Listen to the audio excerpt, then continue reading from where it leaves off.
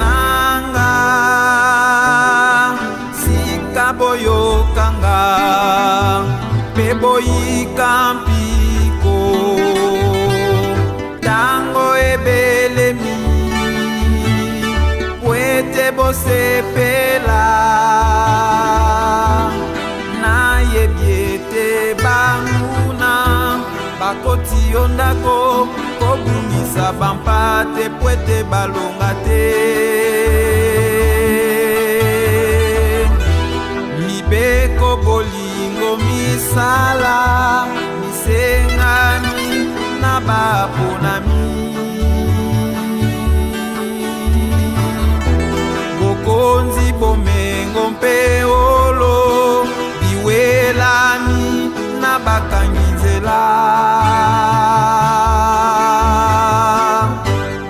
bolonga mokili bolonga mokili bolonga mokili bana bolonga solo banyoka ya mabe kati na bino mobele na kimia boyika mpiko boyika mpiko boyika mpiko bana boyika mpiko kembona lakela bino solo ebelemi kimbangiste bana banga Alléluia esengo kimbangiste bana banga. Bonjour à tous et bienvenue à l'émission Le Parcours d'un Kimbanguiste, une émission qui s'évertue pour vous faire découvrir les potentialités dont disposent certaines personnes dans l'Église. Je suis Papa Tonko Dianato. Je suis très heureux de vous recevoir. Aujourd'hui, nous souhaitons partager un sujet au caractère politique, mais qui a été déclaré par un homme religieux. Nous allons mener notre réflexion autour de l'idée selon laquelle la démocratie est un cadeau empoisonné pour l'Afrique. Une déclaration qui a été faite par Papa Diango Bakontinga, premier chef spirituel de l'église kimbanguiste. C'était vers les années 1990, quand ce thème démocratie était en vogue. Mais avant cela, comme il est de coutume dans cette émission, chaque invité que nous recevons va devoir parler de son parcours religieux. Alors, on équipe directement la rubrique de notre émission, Mon parcours religieux. Ok, alors Papa Blanchard, mais quand vous mettez la mission de parcours religieux, d'abord, on s'est présenté pour que les téléspectateurs va dans la mission, que non, les lots, tu as bien n'importe qui, tu as bien en Afrique du Sud. Dans le bas qui n'a depuis l'introduction que la personne qui a une tendance naturelle à la prédication. Et puis ça dit parcours religieux quand est-ce que banda lingomba, quelles sont les fonctions où you assumé na kata lingomba, est-ce que c'est toujours le même environnement religieux où you zana lelo ya banda na yango, mais quand peut que ça dit parcours religieux. Merci papa journaliste, d'abord l'invitation au Fessingai pour la mise à l'honneur oyo ratelki asalinga mokola lelo. Pour un parcours religieux nanga, je crois que je suis kimbanguiste dès ma naissance. Na botami na famille des pères et des mères kimbanguistes. Na joie qui baptême l'église kimbanguiste na 1984, c'était à Bongola Kinshasa. Mais na depuis là entre 84 et 92, on ne comprenait pas très bien le kimbanguisme c'est quoi. Comme Nathan qui n'avait école catholique, je m'étais donné aussi na l'église catholique. Mais ce n'est qu'en 1992 nous avons comprendre parce que compréhension que par rapport à la question que Rosette pose par rapport à mon contradiction de l'église kimbanguiste. Ce n'est que par rapport à ces questions là que poser nous poser na comme kuluka biyano nango tinenga vraiment na kota na modindo na likambo etali l'église kimbanguiste.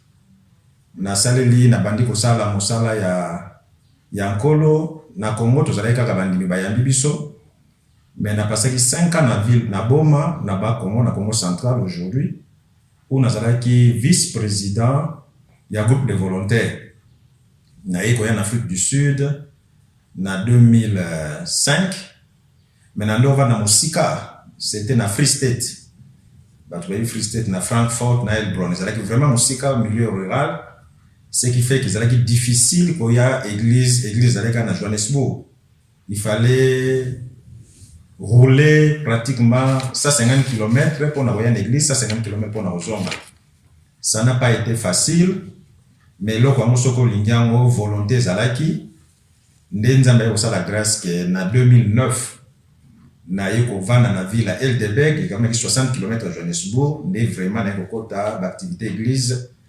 Nde na komi kolandela ngo de près na komi ko salela nkolo na ndenge koki tangu na yaki nazalaki mondimi ndenge na lobby na juba grade ecclésiastique presque nyonso naza nango awa na ngoma na biso watu bayebi soki mondimi bamoni ezali nyoza malamu apesa bango ba responsabilité ya nkengi wazali kwa mobateli ya bandimi na 2012 na yeko koma longi catéchiste c'est-à-dire enseignant et puis na 2018, il a pris au chef spirituel, va nommer Bisso, diacre et puis comptable paroissial.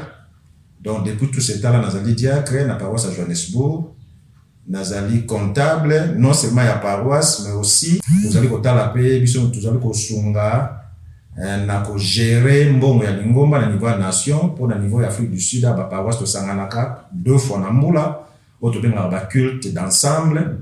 Pour avoir des moyens de développer l'ingomba. Nde na yango na lisungi ya imo tata molio mosantu na mosala tozali kosala ba fouille na ngo ko monana pour église Kimbangis en Afrique du Sud ezalaki reconnue depuis 2003 tozali kosambela tozali sika biso moko sambela te ezalaki le kosambeli awa le kosambeli kuna mais depuis 2000 et comme une réalité le local église Kimbangis ça na adresse fixe na Johannesburg ou tous na paroisse ya Rosentelville lelo kuna to songi mapango mibale na lisungi ya ba paroisse nyonso on ezali stratégie na biso ya développer lingomba to bandaki na Johannesburg et tozali kotala la Cape Town ba paroisse monsieur ko na loko la Durban na Pretoria. Voilà mon parcours na ngai na kati ya lingomba.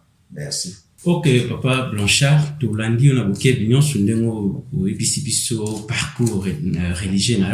Mais question, il y a un parcours religieux. Il pas tout au long du parcours religieux. Et là, on est motivé parce que quand tout le monde a vraiment que non, c'est la rentable na bolingo. Qu'est-ce ni ne motive ou bien ni ne motive que c'est la marque Papa Simon qui m'a na bolingo za na. Ndenge na lobaki na introduction na ngai ceux qui comprendre message à Papa Simon Kimbangu et aux la motivation parce que souci ezali le loba tout mo kilelo barake Mandela c'est le plus vieux prisonnier du monde alors que Papa Simon Kimbangu Mandela ça a 27 ans Papa Simon ma ça a 30 ans alors ba question ezala ki a 30 ans na lisumu na sala ki mabeni na sala ki tant de comprendre sens il y a message na ezala ka liberté à Motomouindo, bonsomi à Motomouindo sur tous les plans, plan spirituel, plan politique, plan économique, plan social. D'état de comment comprendre les messages à Motomi, personnellement pour tout le monde qui est solo, nous là tous allés au Luka yango ana, yango nous te apporter ba solution dans ba problème on tous allés là. Ok, merci beaucoup papa comptable, il y a paroisse Johannesburg, aussi au Italie nation d'être baki dans yende mutu asimbi marambo Italie système à données financières donc merci ndemo sili ko décrit biso parcours religieux na auto c'est peli ba o bazali kolanda biso bazali kolanda yo ba c'est peli makasi na yangwana to koleka na sujet na biso moko lelo mais avant cela to kosenga na na réalisation kuna papa Benjamin Misaka Sikazali a mi kotela biso lo yembo ndesima na moto kozonga auto entamer sujet na biso auto eli ya mokolo lelo.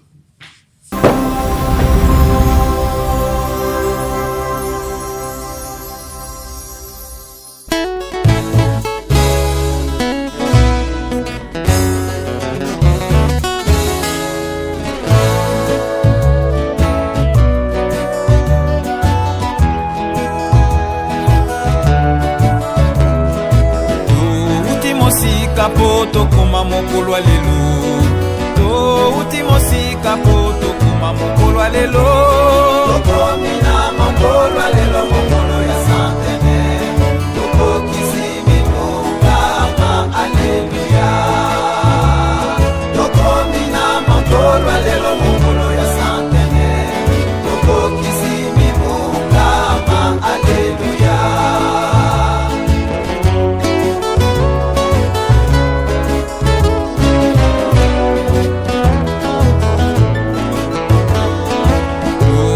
mosika po tokoma mokolo ya lelo touti mosika po tokoma mokolo ya lelo tokomi na mokolo ya lelo mokolo ya santene tokokisi mibongama aleluya tokomi na mokolo ya lelo mokolo ya santene tokokisi mibongama aleluya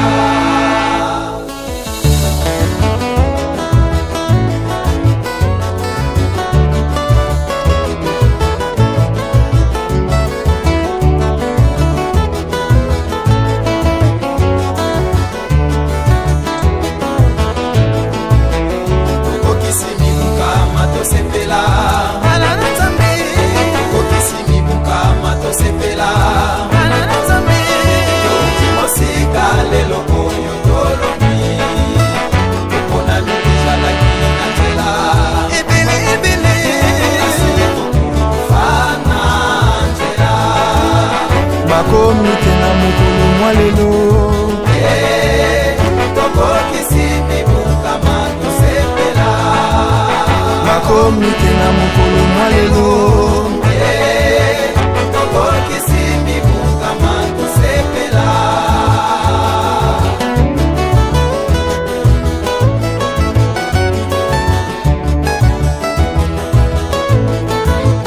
tokokisi mibongama tosepela bana na nzambe tokokisi mibongama tosepela bana na nzambe tokiti mosika lelo oyo tolobi mpona mitezalaki na nzela ebele kasi tokufa na nzela bakomi te na mokolo mwa lelo tokokisi mibongama tosepela bakomi te na mokolo mwa lelo tokokisi mibongama tosepela Merci na réalisation pour notre papa Benjamin na Noël Kitoko aussi contient la mission. Il y a fait longtemps de cela, papa Diangenda Fatima avait présagé sur la démocratie comme étant un cadeau empoisonné pour l'Afrique. 31 ans après cette déclaration, nous qui continuons à vivre jusqu'aujourd'hui, il faut dire qu'on a une majorité d'Africains qui disent qu'ils ne pensent pas être dans une situation de pays démocratique.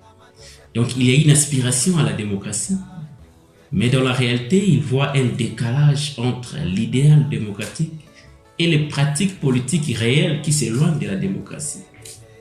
Alors, Papa Blanchard, selon Papa Diangenda, la démocratie telle qu'introduite chez nous, donc en Afrique, est un cadeau empoisonné pour l'Afrique. 31 ans après cette déclaration, est-ce que Papa Diangenda n'avait-il pas raison par rapport à l'Afrique? Merci, papa journaliste. Je pense que problématique au papa Diangenda Posaki est d'une profondeur qu'il ne faudrait pas négliger.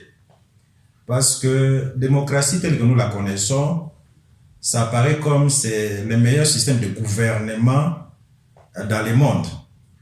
C'est pour cela qu'on voit les nations dites démocratiques, occidentales particulièrement, ils veulent imposer la démocratie en Afrique. Alors dire que la démocratie c'est un cadeau empoisonné, j'aimerais toute la démocratie nous a d'abord nini.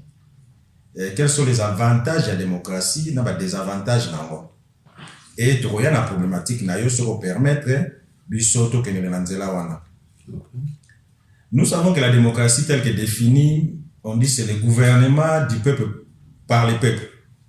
C'est-à-dire c'est un système politique de gouvernement où tout pouvoir émane du peuple. C'est-à-dire c'est le peuple qui est souverain, qui détient, qui est détenteur du pouvoir. Et démocratie est basée sur les institutions, sur les lois.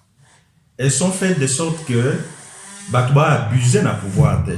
C'est ça l'avantage. Donc, la loi est pour protéger le peuple contre l'abus du pouvoir.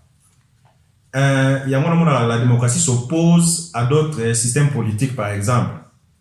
Nous savons qu'il y a des régimes qu'on appelle les régimes monarchiques, les royaumes, les empires, où un seul individu a les droits, surtout une seule famille. Et puis nous savons aussi que nous avons un pouvoir oligarchique, c'est-à-dire un groupe d'individus. Le pouvoir appartient à un groupe d'individus.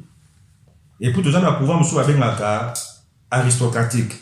Là, on donne plus d'importance aux intellectuels. Élite, moko boye, bango, bapesa mela, responsabilité, il y a pour diriger Mboka. Et puis, il y a aussi un système dictatorial. Où il y a que les pouvoirs oppriment. On peut asseoir pouvoir, ça peut être un individu, un groupe d'individus. Pour asseoir pouvoir dans bango, mais il y a pouvoir, il y a oppression. Il y a pour terroriser, battre. Alors, sur la démocratie, c'est le peuple. L'avantage de la démocratie, c'est l'alternance du pouvoir. C'est le peuple choisi, dirigeant pour répondre à l'aspiration. Donc, c'est quelque chose de bien. Dans la démocratie, on parle de l'égalité, tout le monde est égal devant la loi. Et dans la démocratie, par exemple, dans un pays bien démocratique, on dit que la séparation du pouvoir. Parce que dans le pays, c'est les politiques ou l'exécutif qui domine sur les législatifs, c'est-à-dire les parlements qui dominent sur la justice. Mais la démocratie, c'est la séparation du pouvoir et ça dit à sorte que nous avons joué un rôle là.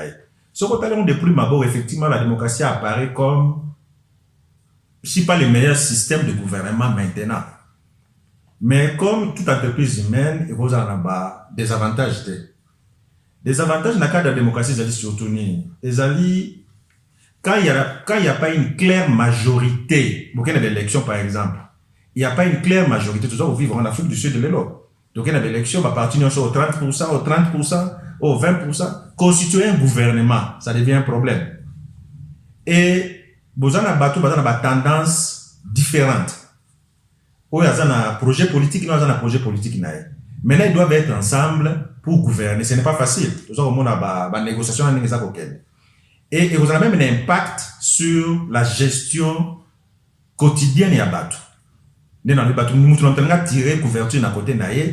Quelque part, dans la démocratie, il y a des avantages dans le sens que, et comme kilo, c'est-à-dire les lois doivent prendre beaucoup de temps pour les appliquer, il y aura beaucoup de compromissions.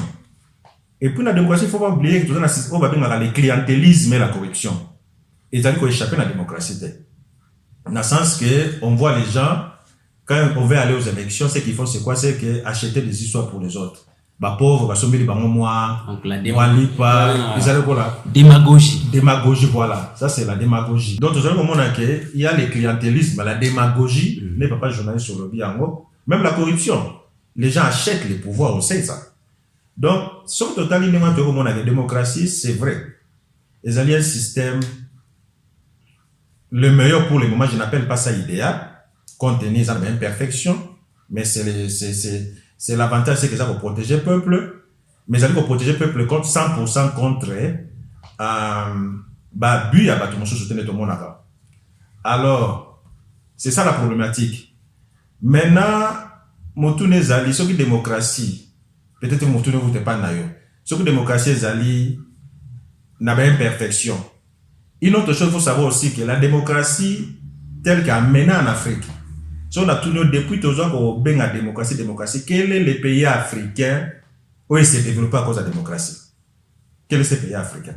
D'ailleurs, dans mon tour posé, quel est ce pays africain où ils ont développé la démocratie?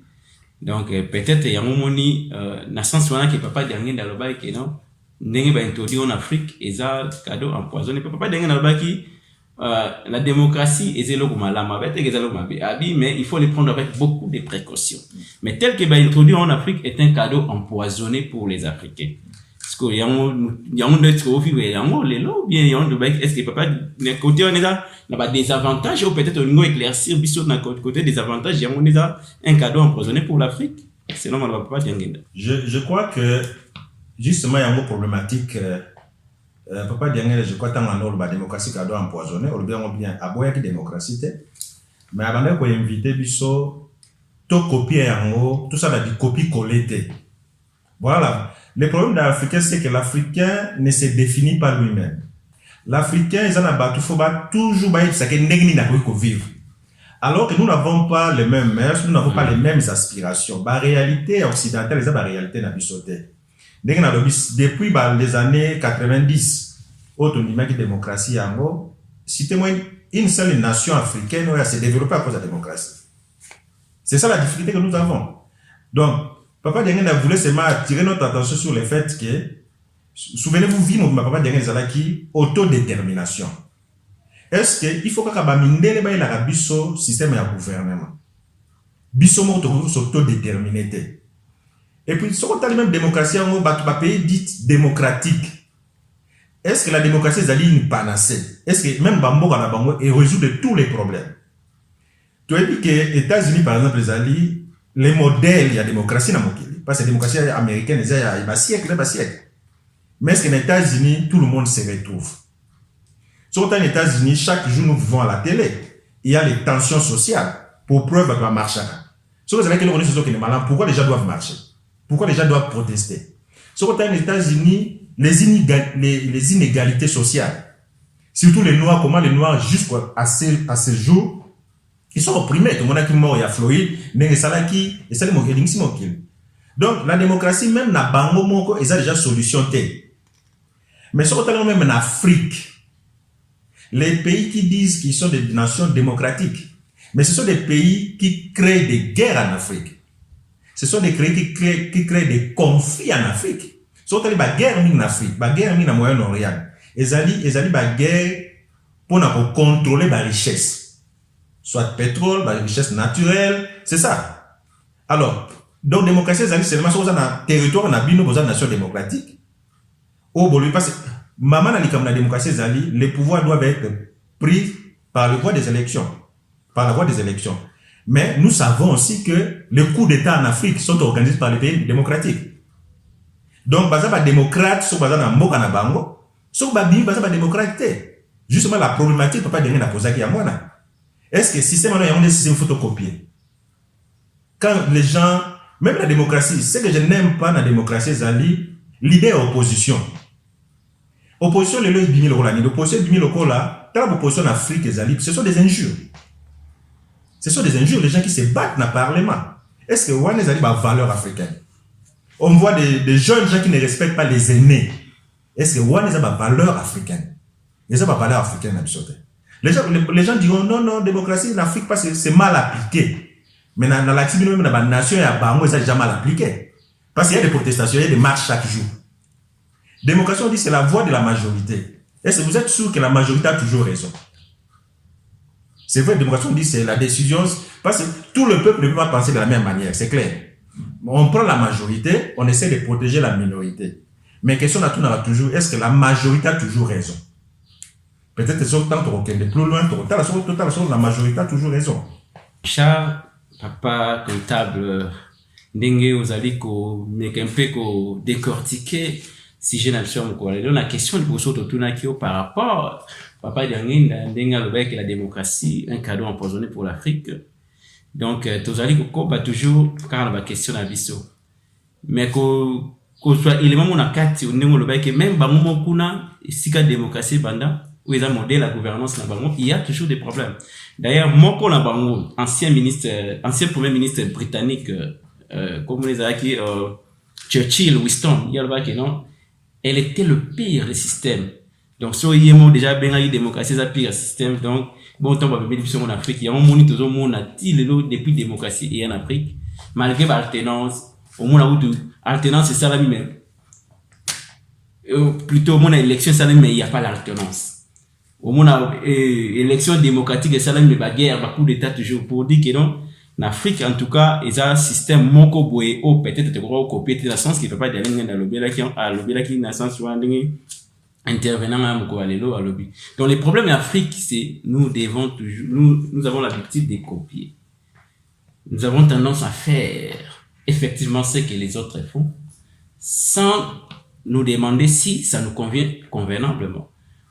Photo Luca, quelle est l'approche qui nous convient? Quelle est notre identité? C'est ça. Donc voilà. Maintenant, Papa Blanchard Yves Sabisso, quelle voix peut-elle sonner l'Afrique pour se libérer? Merci, papa journaliste. Justement, je crois que même sans ces émissions, Nabiso, ils allaient en Goana. Essayer, pas se critiquer, c'est une chose. Mais quelles sont les voies, les solutions que nous proposons? Je crois que ça, c'est ce qui est le plus important. Mais je crois que il faut toujours une histoire. L'histoire, la vie à Bato, est très importante que nous négligeons souvent. Parce que l'histoire permet à mon total d'analyser le passé et vous permet de comprendre le présent et puis vous projeter l'avenir. Maintenant, tu as dit que la démocratie souvent vague dans les années 80, les années 90. Mais avant ça, nous vivions comment? Est-ce que la manière africaine de vivre est toujours ma belle? J'ai donné l'exemple, j'ai dit la démocratie n'est pas une panacée, ce n'est pas une baguette magique qui résout tous les problèmes. On a même vu des pays africains qui stable, qui ont un système minier qui dictature, mais le est pire. Si on a Libye à Kadhafi, qui stable. On sait même que dans la Libye, même les étudiants, ils ont marché parce qu'ils n'avaient pas de parking. Ça veut dire que chaque étudiant qui a un anniversaire dans la voiture, à un moment, ils ont marché parce qu'ils n'avaient pas de parking. Le Libye comparé à notre démocratie depuis Kadhafi a Koufi. Irak, c'est même. Est-ce que, surtout la Chine, les Occidentaux vont dire que ce n'est pas un pays démocratique. Mais la Chine a parmi la puissance économique et militaire. Les Chinois ont belé dans le climat à la tête. Alors que si aucun pays d'Europe, même les États-Unis, il y a des gens qui manquent à manger. D'ailleurs, Covid et l'accès qui sont disparité. On a même vu que les gens allaient donner les Américains de la nourriture parce qu'ils n'avaient pas de la nourriture. Alors que la Chine, je ne pense pas qu'il y a malgré plus d'1 milliard de population, il y a un problème à relier. Donc, le problème de l'Africain, le problème que l'Africain doit se poser, la question, Ezali, nous devons chercher les systèmes mieux adaptés dans la réalité pour résoudre nos problèmes. Voilà les meilleurs systèmes. Les meilleurs systèmes à gouvernement, ils ont un système qui est capable de résoudre les problèmes et les bateaux. Ils ont un système qui est copié. Nous devons stopper de faire du copier-coller. Mais nous devons trouver un système où ils allaient adapter la réalité pour nous permettre de résoudre les problèmes. Par exemple, la Chine est une nation démocratique, mais la Chine n'a rien envié à la France. On va prendre égalité, liberté, fraternité. La Chine n'a rien envié à la France. Je peux même aller, la Chine n'a rien envié aux États-Unis. L'Arabie Saoudite, est-ce que c'est une nation démocratique? Mais l'Arabie Saoudite n'a rien envié presque dans tous les pays européens. Voilà. Donc, il faudrait que l'Africain a se définir alors un système ni aux alliés conforme à l'aspiration et de là à trouver la solution. C'est ça le meilleur système qu'il faut chercher. C'est ça le meilleur système que l'Africain doit chercher. Mais dans le bas, il faut toujours une histoire. Avant l'ère précoloniale, avant que les colons aient, si on a par exemple le royaume Congo par exemple, c'était un royaume qui prospère. Ils ont trouvé des routes, ils ont trouvé il n'y avait pas de maladies comme aujourd'hui. C'était un royaume prospère. Mais force n'a pas besoin qu'il y ait un roi. Force du royaume Congo, c'est l'organisation du royaume Congo. Je parle du royaume Congo, c'est un royaume où ils sont proches de la Bisoto Yebi. Mais je vois qu'ils sont valables dans le pays au Cuba, tout ça. Ils ont l'autorité suprême, l'autorité politique. Ils ne jouaient pas seulement un rôle politique. Ils jouaient un rôle même religieux. Parce que, si on a même Congo, on a l'autorité suprême, le roi, on l'appelait Ntino. Ntino Ezali, c'est le chef religieux, et chef militaire, le commandant suprême de l'armée. C'est lui qui veillait à la souveraineté territoriale et à la violeté, la défense du territoire. Mais en même temps, on l'appelait Mwene. Mwene Azali un élu, c'est-à-dire un ouin, parce que pour pas ce titre là, on comme un roi, Bazalaki ouin. Azalaki na bateau, Bazalaki initié, Bandoko initié bango. Azalaki na fonction sacerdotale, le rôle un prêtre. Bazalaki même la fonction, il y a un intermédiaire, un intercesseur entre le bateau Azalaki au gouverner Nanzambe. Les gens pouvaient dire bateau gouverner na ancêtre. C'est-à-dire que pour tout problème, bah consulter leur divinité. Donc c'était une fonction en même temps sacrée, divine. C'est-à-dire qu'il parlait avec Dieu, il communiquait Nzambian Pungu. A Pessie Maloba, Yamana Rotambo Samokili. En même temps, Fumu, c'est lui qui s'occupe du social, de l'administration. Mais fonction les plus importantes pour nous dans tout ça, c'est qu'il manque la démocratie. C'est la fonction où il y a royauté divine, les sacerdoces. Donc le roi dans le royaume Congo, Azalaki un prêtre. C'est ça qu'on retrouve exactement dans la Bible. Au moment où la Bible, dans Israël particulièrement, Azalaki ni. Azalaki pour nous dans le roi, Azalaki un ouin. Sauf par exemple Moïse. Moïse c'est le sauf Moïse Azalaki est dans Israël, Naboum. Azalaki en même temps un chef religieux, un chef politique, mais c'était un prophète. Un prophète, c'est celui, Azalaki a un message pas t'attendre. Le prophète Azali interprète Yatanzambe. Donc Moïse, la manière il gouvernait le peuple d'Israël, c'était sous l'inspiration divine. D'ailleurs, sur Exode 7:1, Nzamba le dit à Moïse, Natieyo Nzambe. Devant Pharaon. Pourquoi Pharaon? Parce que Pharaon représentait les Égyptiens. Et devant Aaron, ton frère qui sera ton prophète. Pharaon, c'est lui qui représentait la nation hébreu. Vous voyez? Donc, la fonction de la démocratie, voilà pourquoi, dans la démocratie, ce qui manque, c'est cette notion de spiritualité. Malheureusement, même si on continue à comprendre la spiritualité dans le c'est pour ça qu'ils sont dans l'occultisme. Au lieu de diriger les gens selon la volonté de Dieu, ils dirigent leur peuple selon la volonté diabolique. Parce qu'ils sont dans la franc-maçonnerie, ils sont dans l'occultisme, Rose-Croix, oui, la société secrète. Parce que vous ne pouvez pas diriger un peuple sans vous avoir un pouvoir spirituel.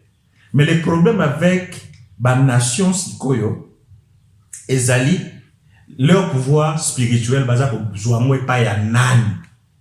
Il est établi basa ko zouamwe pa ya ndambete, basa ko zouamwe pa ya Satan. Les sciences occultes. Voilà pour. On se retrouve là où il y a Satan. Satan te dit que c'est un menteur. Satan sera personne à droite, à gauche. C'est clair. C'est pour cela que mon le système on est ko s'effondrer. Je vous dis que même démocratie dans les années qui viennent, les années même la sensité, et comme il faut souffrir. Et même na Bango Moko, en Afrique d'ailleurs, n'en parlons pas. Voilà l'élément que je voulais. Donc, on avait toujours une histoire. L'élément que l'Africain a perdu, c'est celui-là. Un chef, un roi, doit avoir dans ses attributs l'attribut sacré. Il est un ouin. Il y a même la Bible, un élu. Azali na pouvoir ya Nzambe. Bako connaissait qu'il y a un problème, bel Nzambe ya bako na bango et il recevait des choses, il recevait ba réponse. C'est ça en fait l'essence même il y a ba gouverneur. C'est pour apporter ba solution à ba problème, il y a ba gouverner na bango. C'est ça l'essence d'être un gouverneur. Un gouverneur qui n'arrive pas à apporter des solutions. Na problème, il y a peuple naïe. Comment voulez-vous que balingaye? Et au moment même dans le pays, puisque bako on a mis sur la notion ya alliance là on a Tanzambé. Bako zo ba loi même andako voter ko za la contraindre la volonté en Nzambé. Mais le nom n'a pas quelque part que la majorité a toujours raison. n'a pas cet exemple biso za bandimi yango to Bible kolo Yesu et comme tango ba condamné devant Pilate. Tu dis que Barabbas azalaki moyibi, il était établi à moyibi. Mais tango Pilate a retourné na Jésus qui n'a rien fait. Pilate était convaincu que Jésus était innocent. Na Barabbas n'a libéré ni. La majorité avait dit quoi? La majorité avait dit libérer Barabbas. Est-ce que la majorité avait raison? Sur total même la parlement les lois, toute la nation démocratique, ils prennent des lois. Est-ce que la loi les a malades? N'a pas ces exemples, les lois, là, ils votent la loi sur l'avortement. Alors que la Bible est claire, ne tuez pas. La loi sur l'avortement, est-ce que c'est une loi conforme à l'Anzambé? Parce que c'est une maquilla, tu as dit que les lois, la loi pour protéger les gays, homosexualité, tout ça. Est-ce que c'est la loi ou est conforme? La Bible est claire, sur le Psaume 127. Si l'Éternel ne bâtit la maison, ceux qui bâtissent travaillent en vain. Si l'Éternel garde la ville, ceux qui veillent en vain. La Bible dit en vain, vous vous lèverez tôt, vous vous coucherez tard. Mais nous n'avons pas ça. Voilà l'élément, il y a un système politique, surtout la démocratie. Voilà là où la démocratie est en train d'échouer. Parce qu'au lieu que le pouvoir vienne de Dieu, Romains 13, 1, 2, 3, tout pouvoir vient de Dieu. Mais la démocratie dit quoi? Tout pouvoir vient du peuple. Montrez-nous la verset, puis la voix du peuple, la voix de Dieu, c'est écrit où? Pourquoi tu l'accès la majorité? La majorité n'a toujours pas raison. Aussi longtemps que nous n'aurons pas Tozongisa élève. Biso na lingo batia biso lobi tozongisa to bungelaki. Tozongisa to bungelaki. To bungelaki sika nini? Na pouvoir ne soit to longoli la composante spirituelle, la composante divine. L'Éternel ne bâtit plus la maison. Tout ce qu'on fera là, c'est ma yele ya moto. Ma yele ya moto, même la Bible est claire sur autant Ecclésiaste 7, 9, balobi, la Bible, Dieu même interdit, dit, ne dis pas dans ton cœur que c'est ma force qui m'a donné, qui m'a procuré cette richesse. Donc aussi longtemps que raison que sa composante spiritualité n'a pas gestion des affaires, il y a république. Nous n'irons rien. Aussi longtemps que les autorités politiques seront déconnectées du pouvoir spirituel, on n'ira nulle part. On le bien, on a des élections, mais restez aux années. Élection après élection, il n'y a rien. 5 ans après, il n'y a rien. 5 ans après, des situations, dans le situation dans le pays africain, mais le mingi. Tant que tu as une dictature selon les Occidentaux, le pays est mieux que le lot. Le pays est mieux que le lot. On a pris ces exemples à Kadhafi, on a pris ces exemples. Même si on continue, même aujourd'hui, on a vu il y a 30 ans à Sikoy. On a un tissu économique complètement délabré. Au nom de quoi? Au nom de la démocratie. Et c'est faut continuer quand on est. Donc, une de vos alliés, il faut zoner sa autorité à Nzambé. Est-ce que Nzambé a l'obaraté? Nzambé a l'obaraté. Est-ce que Nzambé a l'obaraté? A l'obaraté. Parce que Nzambé, je crois que, dans le temps, la version est très importante. Oui, c'est très important. Vous avez une mission religieuse. Tout le temps, la version est très importante. Comme ça, il a bien, papa, mais quand on a le verset biblique, on a. Merci, papa journaliste. Dans le temps, mon candidat est à Deutéronome, chapitre 32, verset 8. Bible le Bible, quand le Dieu très haut a distribué les pays aux habitants de la terre, il a fixé les frontières des peuples. Il a confié chaque peuple sous l'autorité d'un être céleste. Je crois que place to bungeli zali yangowa. Place to bungeli ni narobaki, tata nzambe biso nous soit d'accord que tata mokileze à tata nzambe. Ba konzina biso de ba tout pouvoir vient de Dieu. Ba tumi ba ba contester que lo kwana moko ezako ko appuyer ba conduire tout bazali ko sala mabe. Mais en réalité, tout pouvoir bon ou mauvais vient de Dieu. Mais la façon de gérer ne vient pas de Dieu.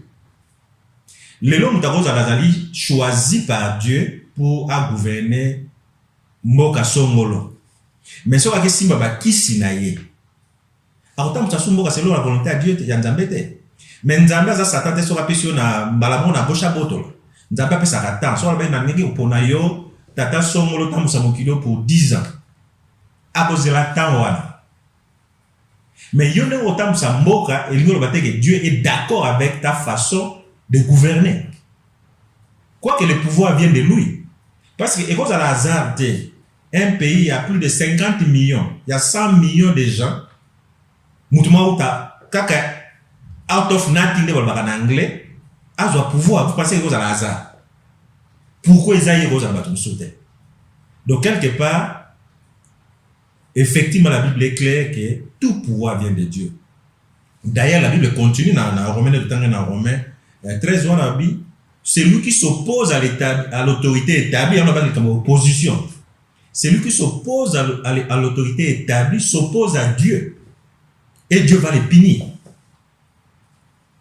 Biloko ya opposition, il y a la Bible, même la Bible, les alliés à noir, mais la Bible, les à noir. Parce que ça, pour se marier, n'a pas coutume, n'a pas. L'opposition n'a jamais existé, n'a pas royaume, n'a pas. Nous, on trouvait des solutions, on faisait ce qu'on appelle les palabres. C'était les consensus qui dominaient. Ce n'était pas la majorité, les consensus. Tu koutami, tu débattre pour un terrain boka, voilà, mais ils étaient inspirés. Ils se référaient toujours à la composante divine spirituelle. Divine, pas spirituelle, pas spiritualité, qui s'y fait la spiritualité, mais la composante divine. Donc, Nzambe wa sala mokili. Alors bien clairement, quand Dieu a partagé, quand Dieu a mis les frontières dans ma belle wa sala, il a mis les frontières. Le coup d'azakolo mokili atiki batona nematalabi, ataki chaque peuple sous l'autorité d'un être céleste. Chaque peuple sous l'autorité d'un être céleste. Si vous négligez être céleste, nous pensons que tu peux évoluer parce que azali ko lazali intermédiaire bisona Nzambe azali to ko benga azali ko la boussole mais azala munene mais ba mare ba yebi ke ba capitaine ba yebi ke boussole te dirigera bango mais yo motam sa mboka sans boussole sans guidance na ngene ba lobaga ya Nzambe. Vous pensez que c'est possible? C'est possible était. Voilà l'élément où la démocratie a manqué.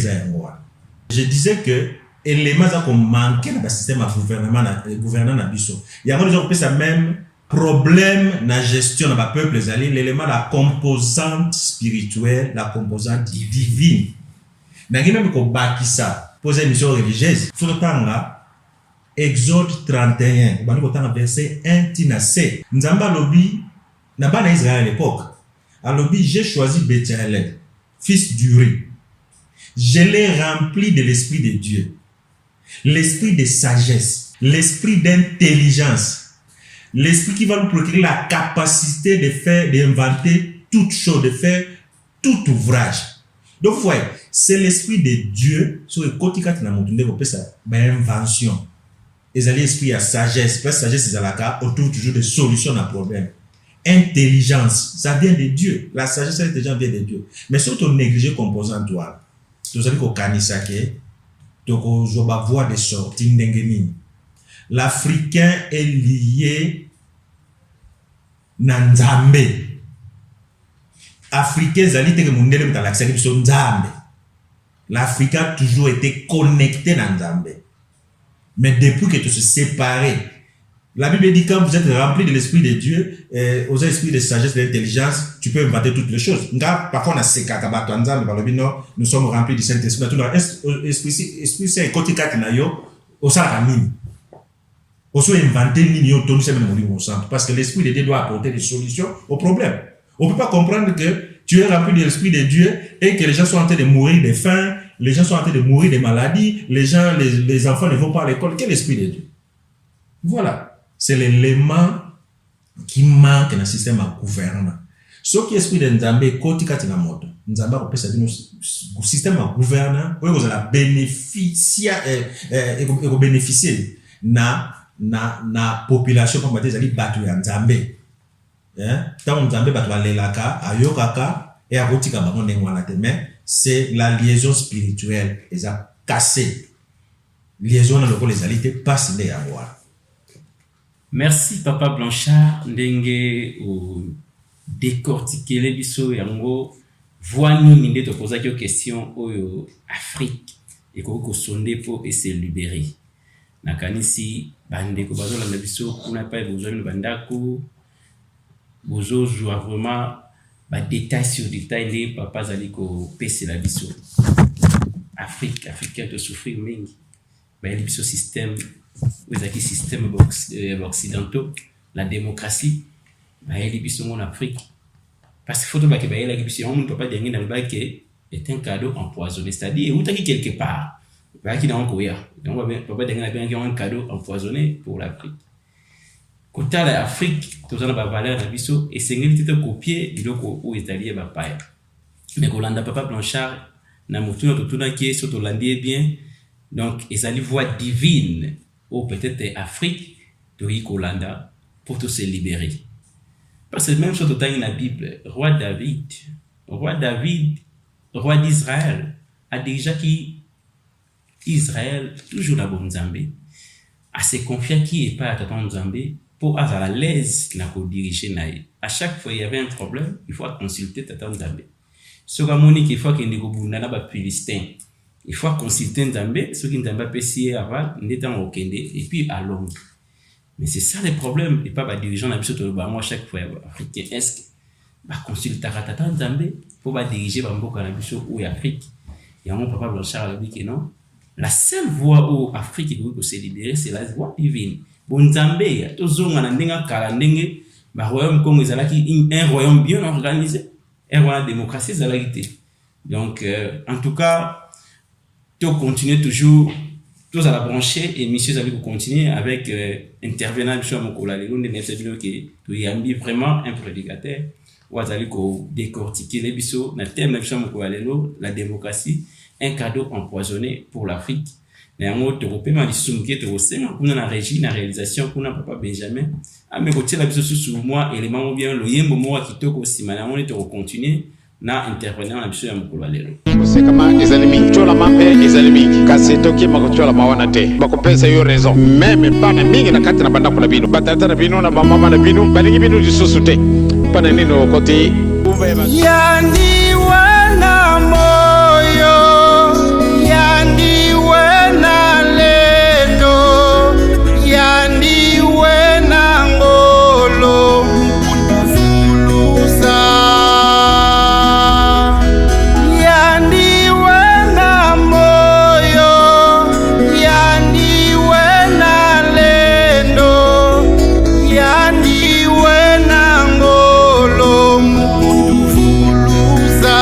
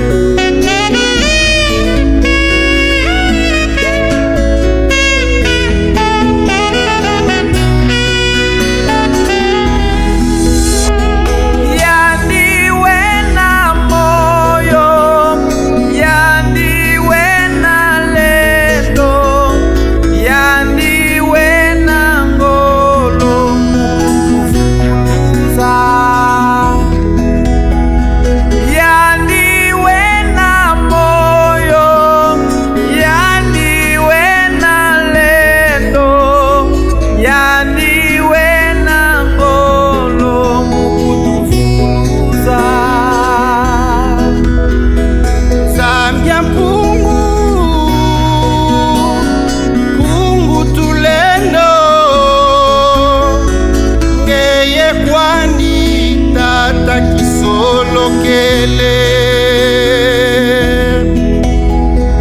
Fumu Yesu mwana Nzambi ngeye kwani tata lya lumbana Mwanda ludi Eve ya longo Yeye kwandi tata dyangenda Bau batatu Mukimosi Yandi kwandi tata Kimbangu Yandiwe na moyo, yandiwe na lendo, yandiwe na ngolo, mukutuvuluza. Yandiwe na moyo, yandiwe na lendo, yandiwe na ngolo, mukutuvuluza.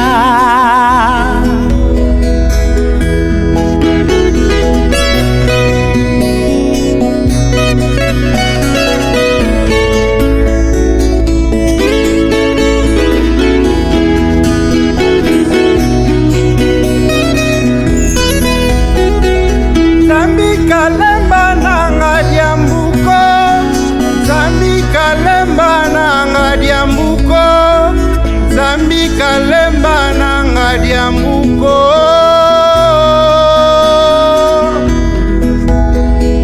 Meso mandi mumona menina matu mandi muwa melina koko kwandika kwena nufiko Meso mandi mumona menina matu mandi muwa melina koko kwandika kwena nufiko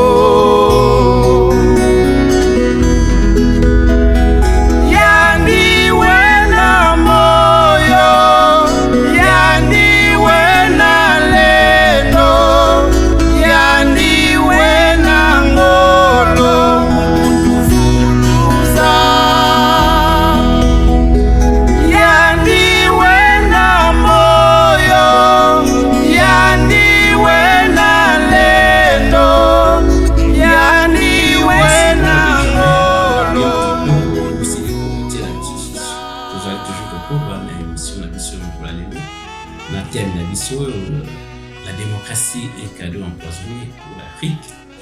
Avec toujours mon intervenant du jour, Papa Blanchard Baïsitounda. Nakanisi, ni une totalité en Afrique. Qu'est-ce qu'on n'a pas fait en Afrique? Et le voilà, mon professeur Théophile Obenga.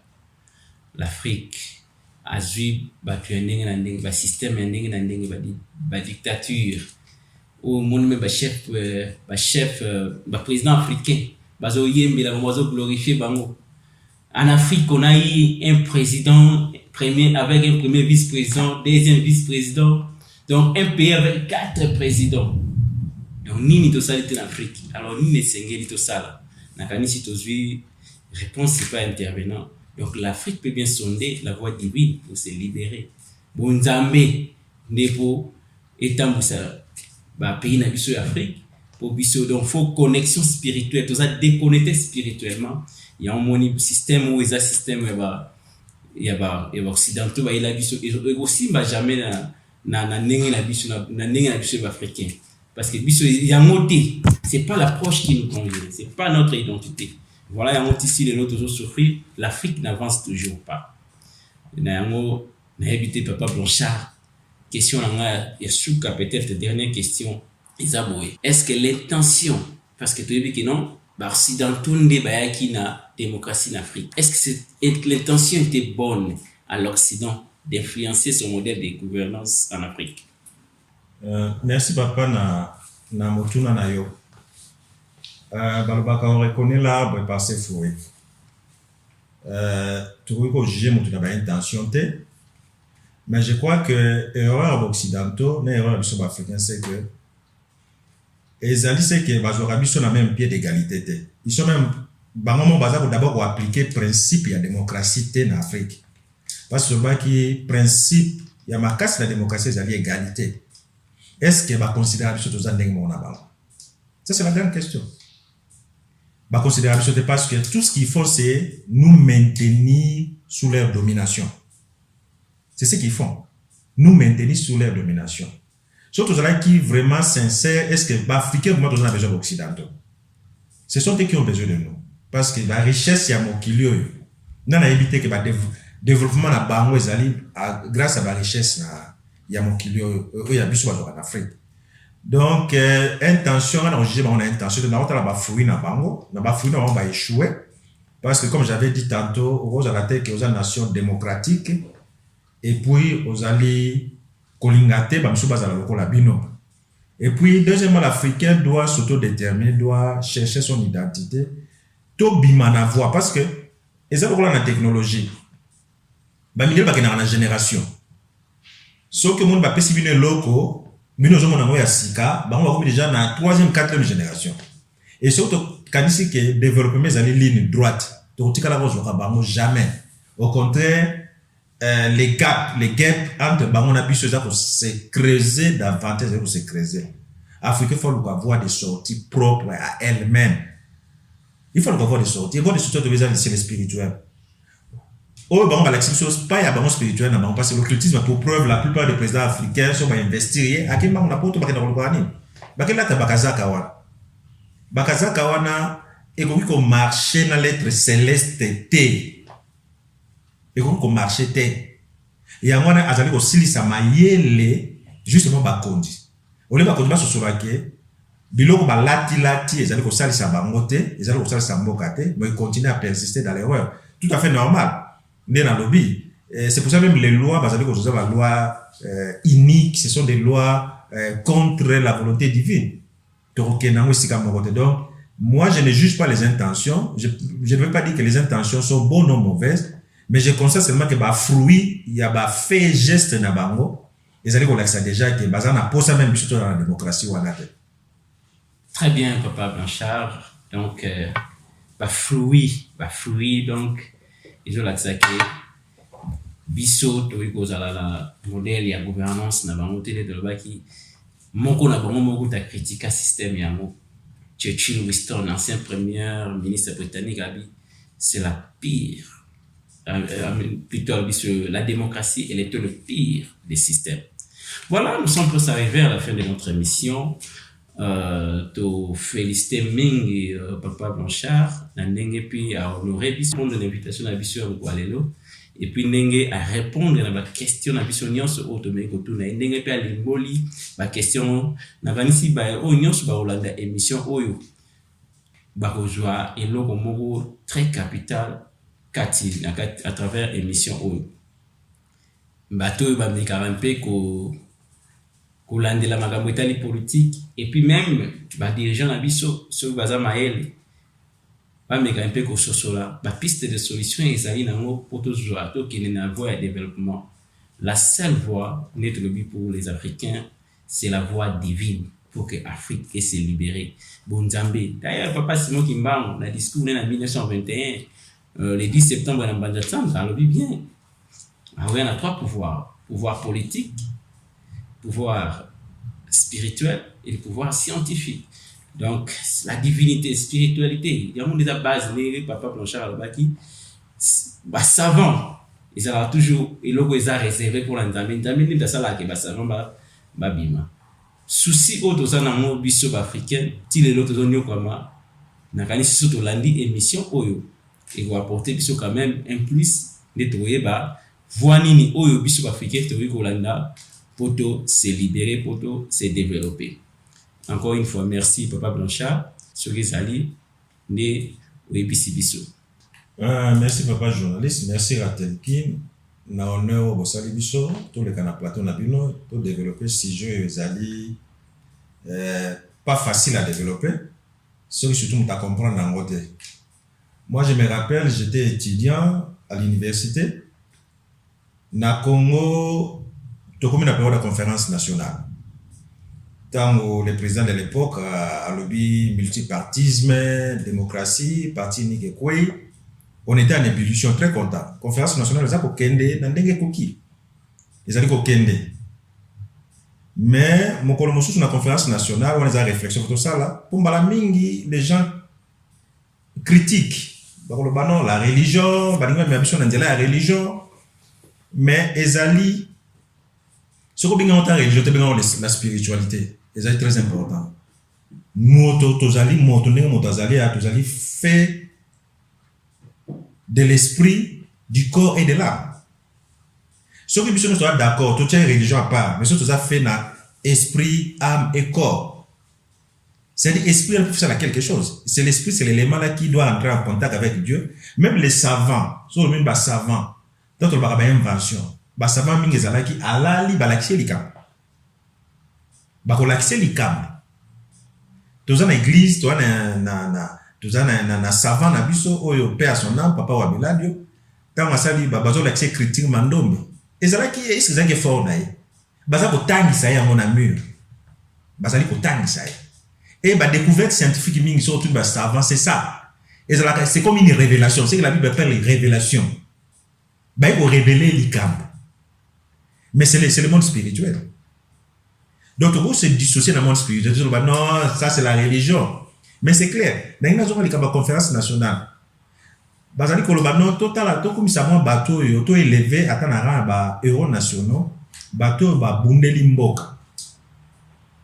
Batangi lumbo abeti maboko. Batangi boy abeti maboko. Batangi kimbango baboy.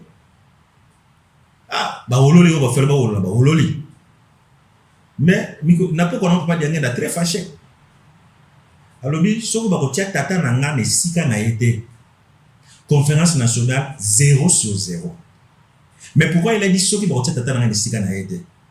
Tozonga na Deutéronome 32 d'Otangi. Dieu a placé chaque peuple sous l'autorité d'un être céleste. Soko bo bengi nzambe, la Bible dit un être céleste. Na yebite soko bo nzambe likambote. Mais un être céleste. Un être céleste qui n'est pas terrestre. Tout me gagne qu'on luka. Tout me gagne qu'on luka.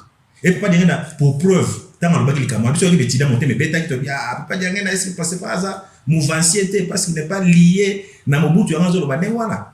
Mais na évité conférence nationale ça sur 2 ans. Et c'est la grande technique. Même par résolution ça n'a jamais été appliqué. Mbongo a nation bima batamaele ba bima d'ailleurs il a même ajouté alors on ne se voit pas quel est le kuna moto doit pouvoir au Talibanda à même dans la conférence nationale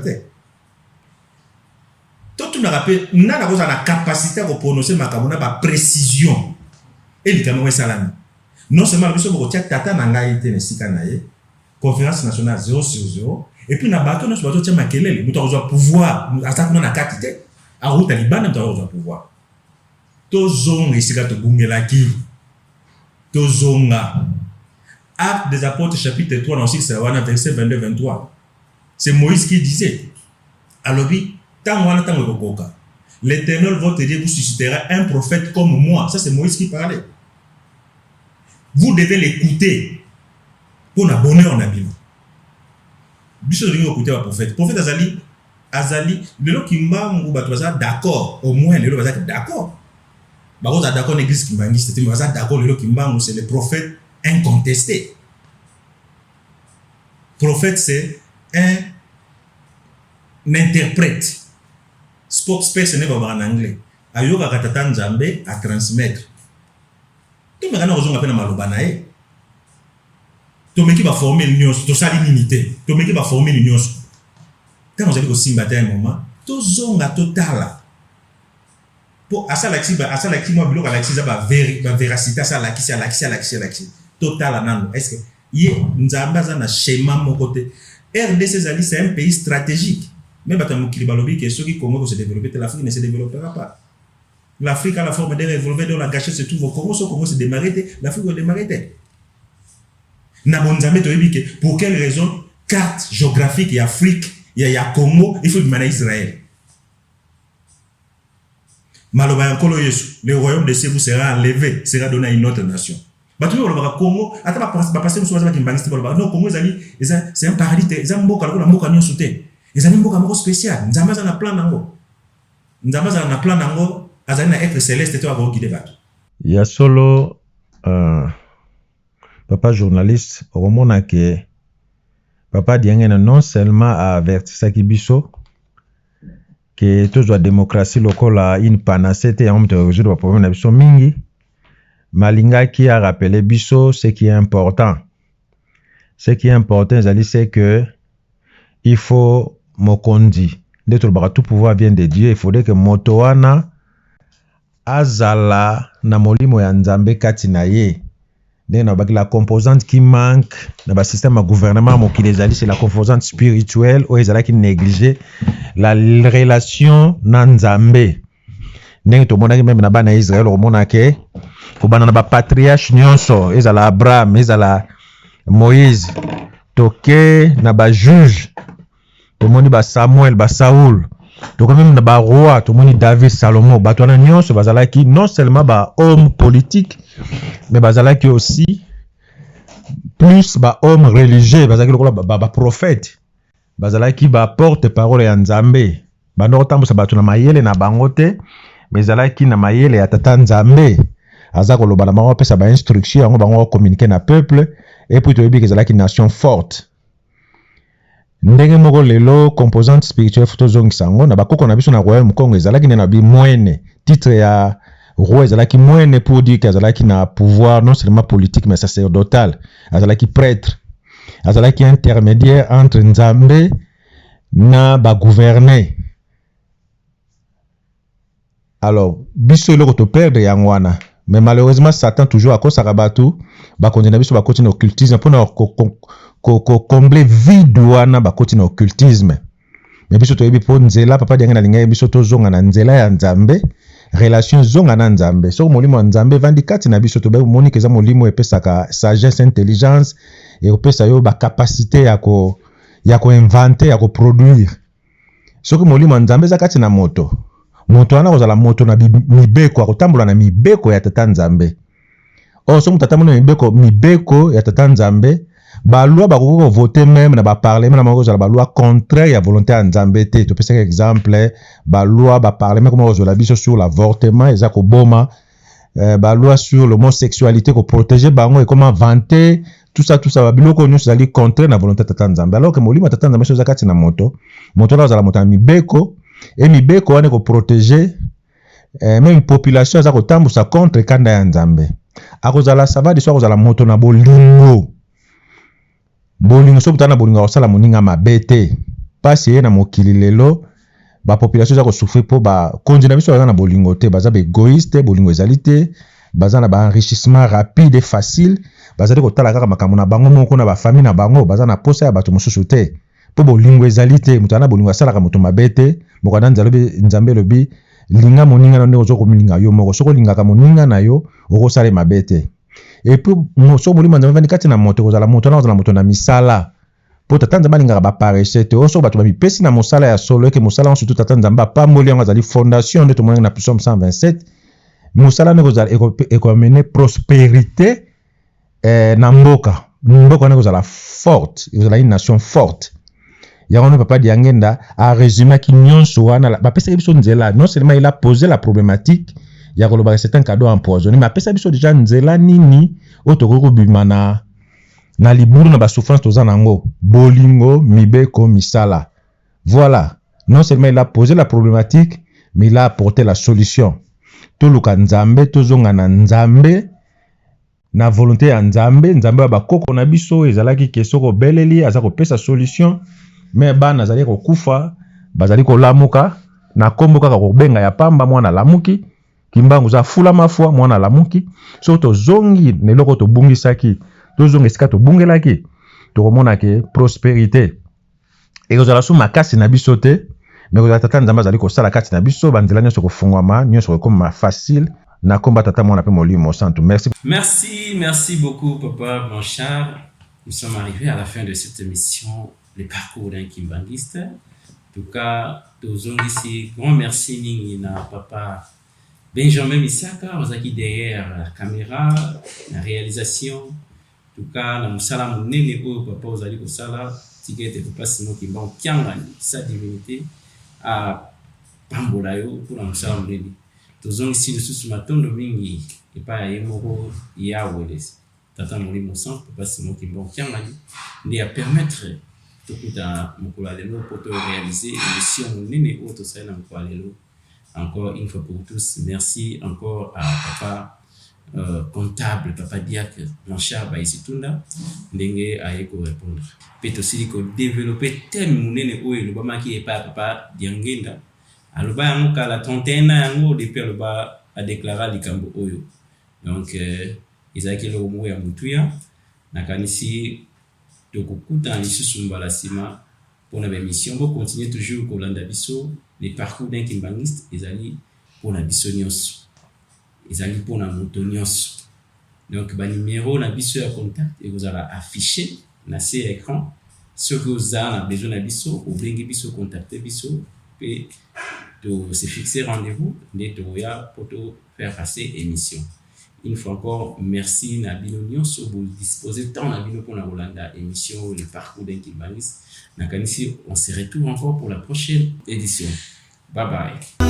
Na bakanyizela Bolonga mokili, bolonga mokili, bolonga mokili bana, bolonga solo banyoka ya mabe, kati na bino mobele na kimia.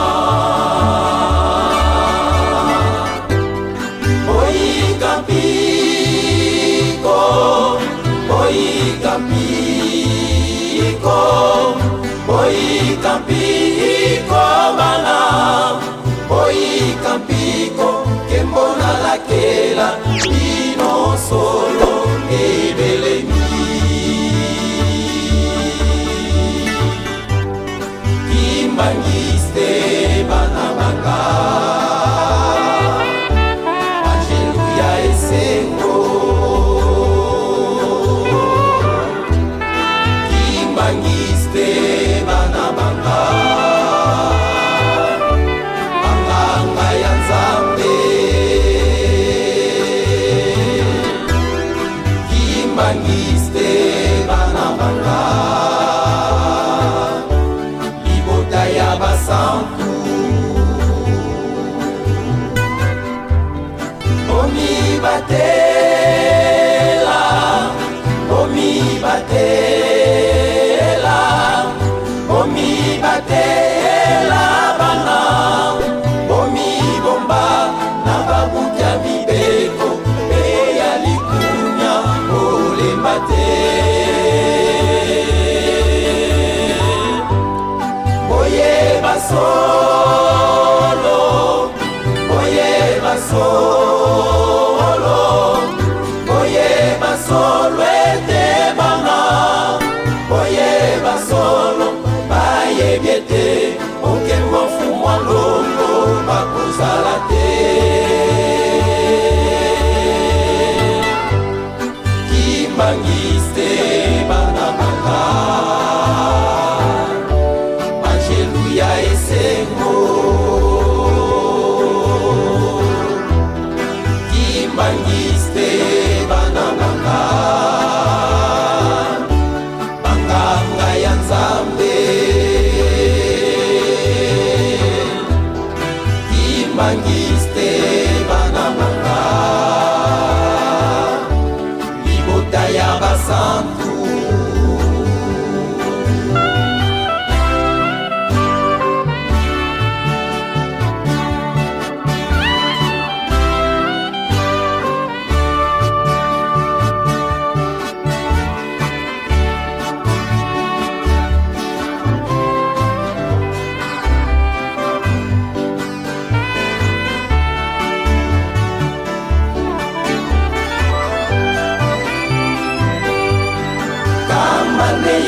Seleni ya sika, ekuta nelo ya mabota, mako uta biba bipai biso mpona kotosa yo moindo elonga.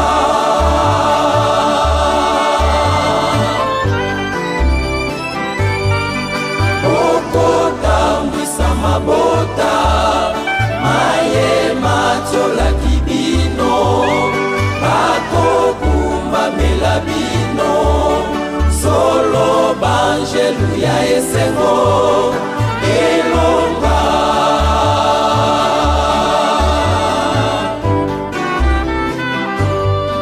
Fumwa longwakanisi bino akobangwisa binzoli bekokitisela bino nguya bokongenga lokola myoto elonga.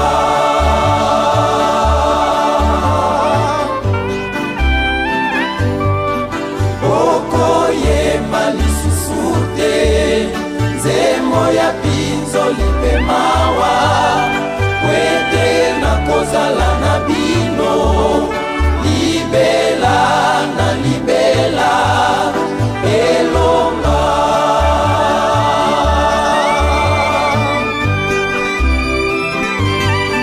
Bana banga boyika mpiko bolingo mibeko misala bomitungisa na bino te mizali nanga na motema elonga.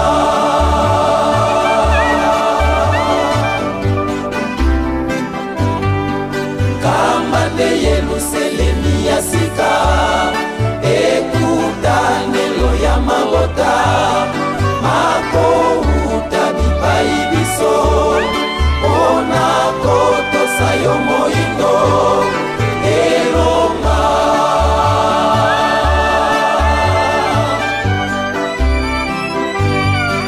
Kamba nde Yelusalemi ya sika ekutanelo ya mabota makouta bipai biso mpona kotosa yo moindo elonga.